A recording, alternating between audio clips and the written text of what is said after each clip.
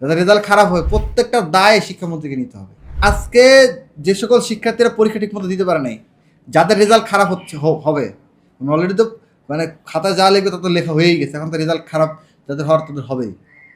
যাদের রেজাল্ট খারাপ হয় প্রত্যেকটা দায় শিক্ষামন্ত্রীকে নিতে হবে এবং এই খারাপ রেজাল্ট খারাপ হওয়ার দায়ে এই শিক্ষামন্ত্রীকে বিচারের মুখোমুখি করা উচিত। দেখেন, এটা কিন্তু শুধুমাত্র একটা রেজাল্ট না যে এইচএসসি পরীক্ষা পাশ করলাম বেরোয় গেলাম, বিষয়টা এরকম না। এইচএসসি পরীক্ষার যে মার্ক, মনে করেন যে জিপিএ 5 জিপিএ এবং এসএসসির যে জিপিএ, এই দুইটার জিপিএ সমন্বয়ে একটা মার্ক হয়। সেই মার্কটা কিন্তু আপনার অ্যাডমিশন পরীক্ষায় অ্যাড করা হয়। তো যার গ্রেড একটা কমে যাবে তার 1 মার্ক কমে যাবে না? আপনারা জানেন যে প্রতিযোগিতামূলক পরীক্ষায় 1 মার্কের জন্য হাজার হাজার সিরিয়াল পিছনে চলে যায়, যেখানে সিট মাত্রা থাকে 500, 600, 1000। তাহলে এই যে শিক্ষার্থীদের যে মানে তাদের স্বপ্ন ভঙ্গ হইল, এর দায়ভারটা কে নেবে? আর একই জায়গায় মানে বাংলাদেশের সব জায়গায় তো আর একই পরিস্থিতি না, অনেক জায়গায় তো আপনার বন্যা পানি কম আছে, এরকম আছে না যে সেখানে একটু স্বাচ্ছন্দ্য পরীক্ষা দিতে পারছে, এরকম জায়গাও তো আছে। তাহলে তাদের জন্য একরকম, আর বন্যা কবলিত এক জায়গার জন্য একরকম। যার গাড়ি আছে, মানে যার বাপের একটা গাড়ি আছে, সে চাইলেই যত সময় পরীক্ষার কেন্দ্রে পৌঁছাতে পারতেছে তার বাপের গাড়ি দিয়ে, টাকার গরমে। পারতেছে না? পারতেছে। তার বৃষ্টিতে তাকে ভিজতে হইতেছে না, এই সরাসরি কেন্দ্রের ভিতর যেয়ে নামতে পারতেছে। এবং যে মনে করেন একটু যার বাবার টাকা বেশি, সে মনে করেন যে ওইরকম ভালো কলেজে পড়তেছে, তার কেন্দ্রটা ওইরকম ভালো জায়গায় পড়তেছে, নামি দামি জায়গায়। তার মানে তার ওই অসুবিধার ভোগ করতে হইতেছে না।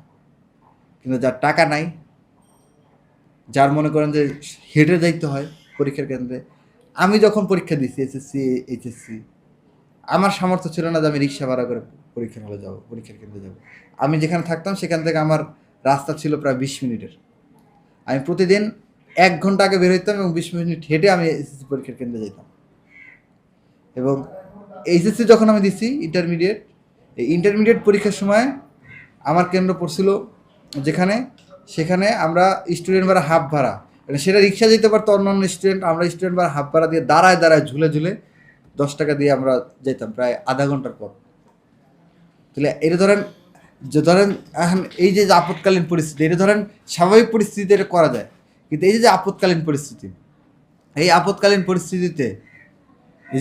পরিস্থিতিতে তাহলে এই মানুষটা কীভাবে পরীক্ষার হলে যাবে? তা তো সব ভিজে যাবে, সার্টিফিকেট ভিজে যাবে, আপনার কী বলে প্রবেশপত্র ভিজে যাবে, তারপরে হচ্ছে আপনার সবই তো ভিজে যাবে। সে পুরো আপনি দেখছেন ভিডিওতে সবাই একদম কাক ভেজা হয়ে পরীক্ষার হলে যাচ্ছে, ম্যান হোলের মধ্যে পড়ে যেতেছে। তাহলে কি শিক্ষাকে আমরা এইভাবে পরিমাপ করব? যার টাকা বেশি সে বেশি শিক্ষা নিবে, সে ভালো রেজাল্ট করবে, যার টাকা কম সে খারাপ রেজাল্ট করবে। তাহলে কি এডুকেশন মন্ত্রী মানে শিক্ষামন্ত্রী কি এইরকম সিস্টেম করলো না যে যার টাকা বেশি তারে গ্রেড বাড়াই দিয়ে সে রেজাল্ট দিয়ে দিল, আর যার টাকা কম তার খারাপ রেজাল্টের দিকে তাকে ঠেলে দিল? আদতে তো সেটাই হয়েছে।